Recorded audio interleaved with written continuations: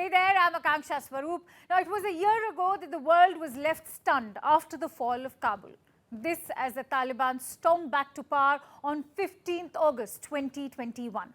The US-led forces withdrew from Afghanistan 2 decades after ousting the Islamist regime. So as the one-year anniversary of the end of the Afghan war arrives, we analyze the key events of the year gone by since the Taliban takeover in Afghanistan.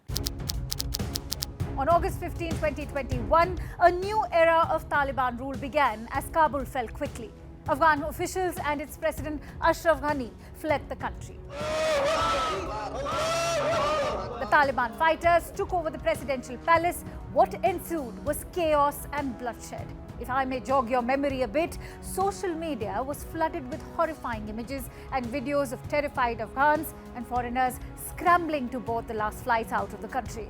Desperate Afghans plunged to death as they hung onto a US military cargo plane. Mayhem reigned at the airport as the United States completed a chaotic exit. What followed was more chaos and bloodshed. On August 26 last year, a suicide bomb ripped through the crowds at the international airport in Kabul. It killed more than 150 people. This also included 13 US service members. And who claimed responsibility for this attack? Taliban's rivals, the ISKP or Islamic State Khorasan province. Days later, the Taliban celebrated the exit of the last of US forces on 30th August. The US pullout was soon followed by the repressive return of the religious police. A new government replete with hardliners was unveiled in September. What stood out was the absence of women from all posts. So much so, in March, the Taliban barred secondary school girls from returning to school, and in May, girls and women were ordered to wear the hijab and cover up in public. The religious police made it amply clear that they preferred women to stay home, also banning them from making long-distance journeys. Women TV presenters were the primary targets of these measures.